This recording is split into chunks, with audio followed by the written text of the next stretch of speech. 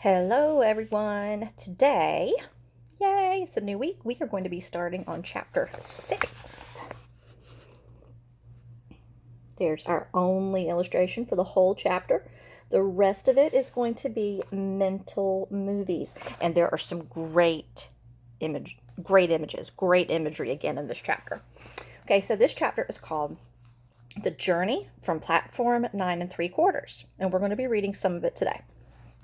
Okay, so where we left off, Harry had gotten all of his things from Diagon Alley. He'd gone with Hagrid and they had bought all of his school supplies, but then he had to go back home to the Dursleys to wait for school to start. So, let's see how they treated him. Harry's last month with the Dursleys wasn't fun. There we go. True, Dudley was now so scared of Harry that he wouldn't stay in the same room, while Aunt Petunia and Uncle Vernon didn't shut Harry in his cupboard, force him to do anything, or shout at him. In fact, they didn't speak to him at all. Half terrified, half furious, they acted as though any chair with Harry in it were just empty. Although this was an improvement in many ways, it did become depressing after a while. Harry kept to his room, with his new owl for company. He had decided to call her Hedwig, a name he had found in a history of magic. His school books were very interesting. He lay on his bed reading late into the night, Hedwig swooping in and out of the open window as she pleased. It was lucky that Aunt Petunia didn't come in to vacuum any more because Hedwig kept bringing back dead mice. Ew. Every night before he went to sleep, Harry ticked off another day on the piece of paper he had pinned to the wall, counting down to September the 1st. So September the 1st would be the day that he goes back to school. A lot of places end school later than we do here in Georgia, and they start school later. So we start at the beginning of August. A lot of places start at the beginning of September. So Harry goes back on September the 1st. He's waiting. On the last day of August, he thought he'd better speak to his aunt and uncle about getting to King's Cross Station the next day. So he went down to the living room where they were watching a quiz show on television. He cleared his throat to let them know he was there. Dudley screamed and ran from the room. Uncle Vernon?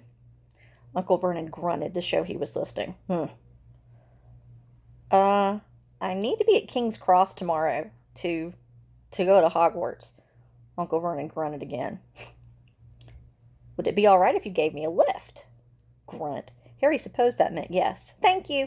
He was about to go back upstairs when Uncle Vernon actually spoke. Funny way to get to a wizard's school. The train. Magic carpets. All got the punctures, have they?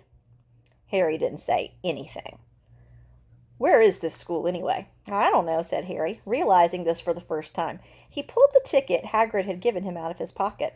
I just take the train from platform 9 3/4 at 11 o'clock. His aunt and uncle stared. Platform what? 9 3/4? Don't talk rubbish, said Uncle Vernon. There is no platform 9 3/4. It's on my ticket. Barking mad, said Uncle Vernon. Howling mad, the lot of them. You'll see. You just wait. All right, we'll take you to King's Cross. We're going up to London tomorrow anyway, or I wouldn't bother. Why are you going to London? Harry asked, trying to keep things friendly. Taking Dudley to the hospital, growled Uncle Vernon. Got to get that ruddy tail removed before he goes to Smeltings. Hagrid gave him the tail. It's my favorite. Okay, Hagrid. Okay.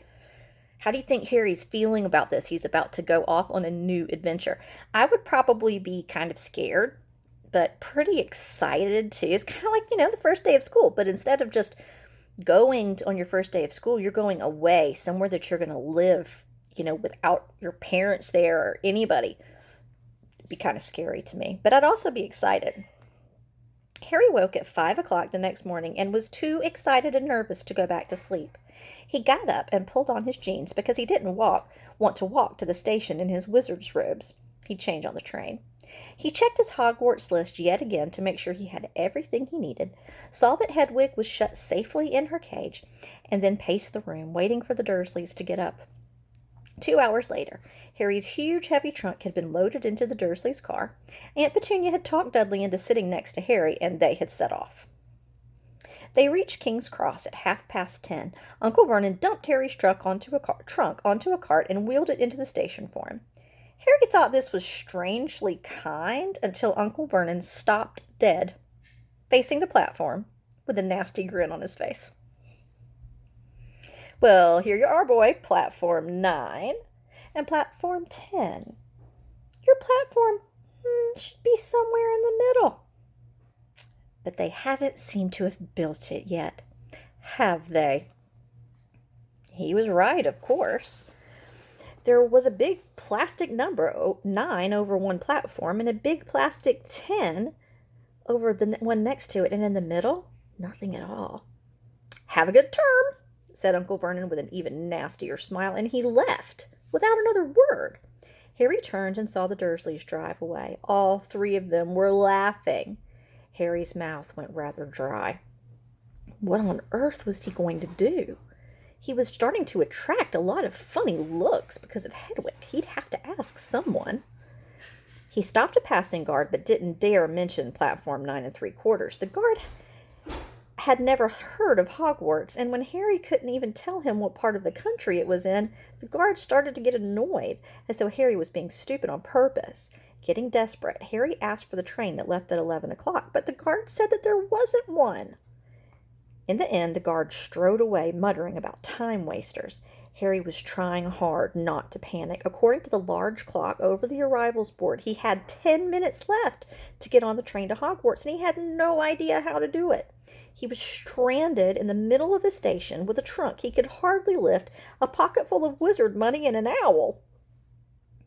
Hagrid must have forgotten to tell him something you had to do, like tapping the 3rd brick on the left to get into Diagon Alley.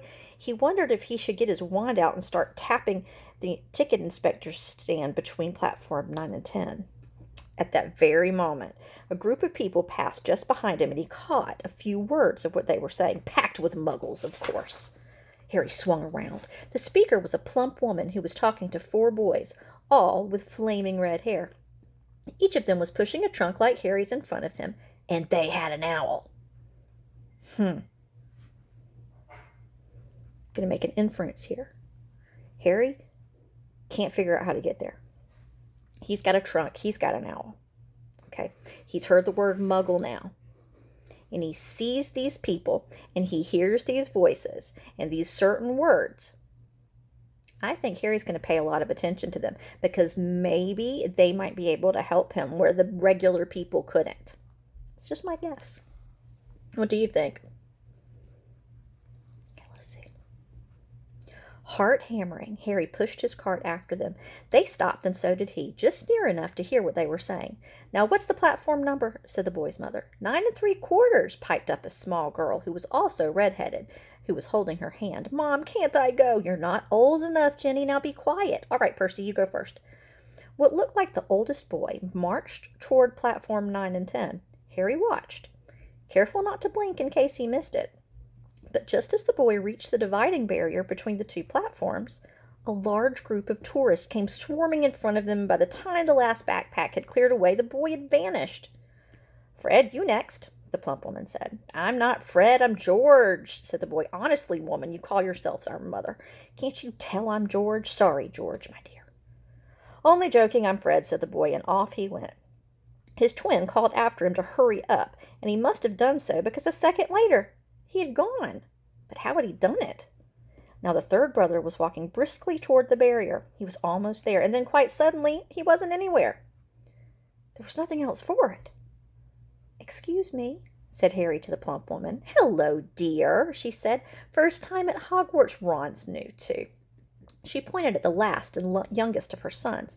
He was tall, thin, and gangling, with freckles, big hands and feet, and a long nose. Yes, said Harry, the thing is, I don't know how to... Oh, how to get onto the platform, she said kindly, and Harry nodded.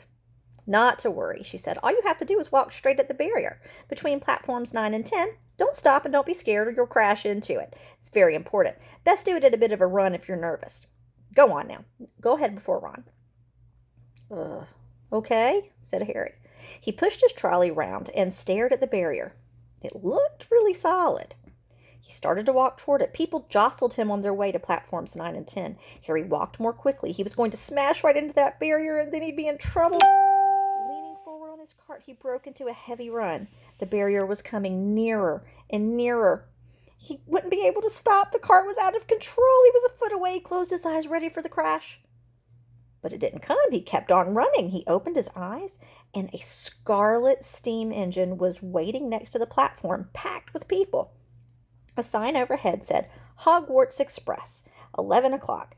Harry looked behind him and saw a wrought iron archway where the barrier had been, with the words Platform 9 3/4 on it. He had done it. Smoke from the engine drifted over the heads of the chattering crowd, while cats of every color wound here and there between their legs. Owls hooted to one another in a disgruntled sort of way over the babble and scraping of the heavy trunks. The first few carriages were already packed with students, some hanging out of the windows to talk to their families, some fighting over seats. Harry pushed his cart off down the platform in search of an empty seat. He passed a round-faced boy who was saying, Gran, I've lost my toad again.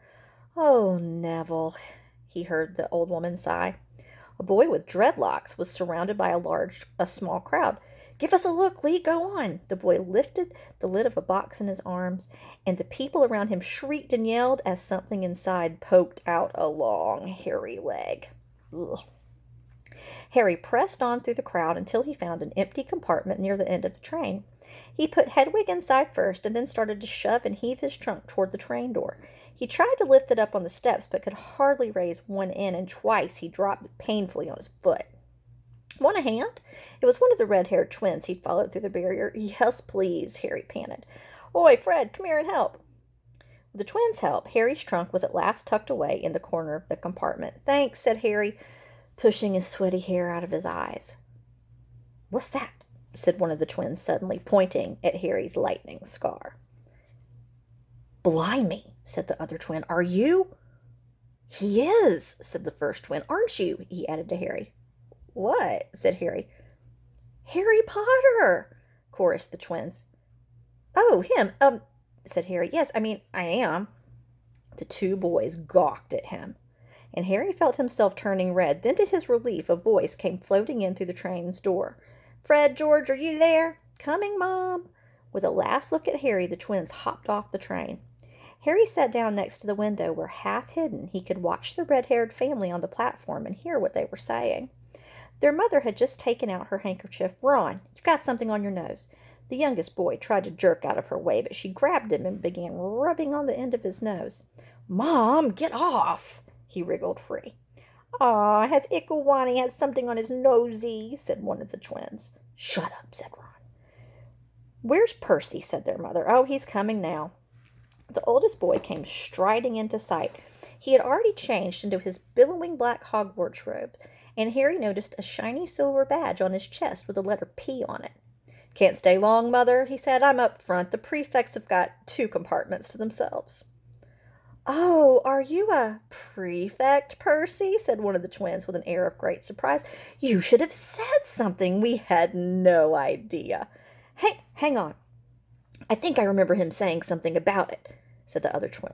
Once or twice a minute all summer. Oh, shut up, said Percy the prefect. How come Percy gets new robes anyway, said one of the twins. Because he's a prefect, said his mother fondly. All right, dear, we'll have a good term. Send me an owl when you get there. She kissed Percy on the cheek and he left. She turned toward the twins. Now you two. This year you behave yourselves. If I get one more owl telling me you've blown up a toilet or... Blown up a toilet? We've never blown up a toilet. Great idea, though. Thanks, Mom. It's not funny, and you look after Ron. Don't worry, Ickleranikins is safe with us. Shut up, said Ron again. He was almost as tall as the twins already, and his nose was still pink where his mother had rubbed it. Hey, Mom, guess what? Guess who we just met on the train? Harry leaned back quickly so they couldn't see him looking. You know that black-haired boy who was near us at the station? You know who he is? Who? Harry Potter. Harry heard a little girl's voice. Oh, Mom, can I get on the train and see him? Mom, oh, Mom, please. You've already seen him, Jenny, and that poor boy isn't something you goggle at in a zoo. Is he really, Fred? How do you know? I asked him. I saw his scar. It's there. It's just like lightning. Poor dear. No wonder he was all alone. I wondered.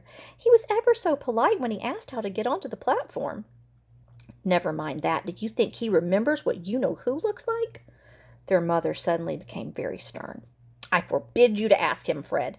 No, don't you dare, as though he needs reminding of that on his first day at school. All right, keep your hair on, woman. A whistle sounded. Hurry up, said their mother, and the three boys clambered onto the train. They leaned out of the window for her to kiss them goodbye, and their younger sister began to cry. Don't, Jenny. We'll send you lots of owls. We'll send you a Hogwarts toilet seat. George! I'm only kidding, Mom. The train began to move, and Harry saw the boys' mother waving at their sister, half laughing, half crying, running to keep up with the train until it gathered too much speed. And then she fell back and just waved. Harry watched the girl and her mother disappear as the train rounded the corner. Houses flashed past the window. Harry felt a leap of excitement. He didn't know what he was going to do, but it had to be better than what he was leaving behind. Good place to stop. All right, boys and girls, he's off on his adventure. I love it. It's always nice to be off on a new adventure. He's off on one. Think about, what do you think is going to happen on the rest of this train ride? Is it going to be smooth? Is he going to see new things? Is he going to meet new people? Is he going to learn about Hogwarts? Maybe figure out where it is? Who knows? We'll find out tomorrow. Bye.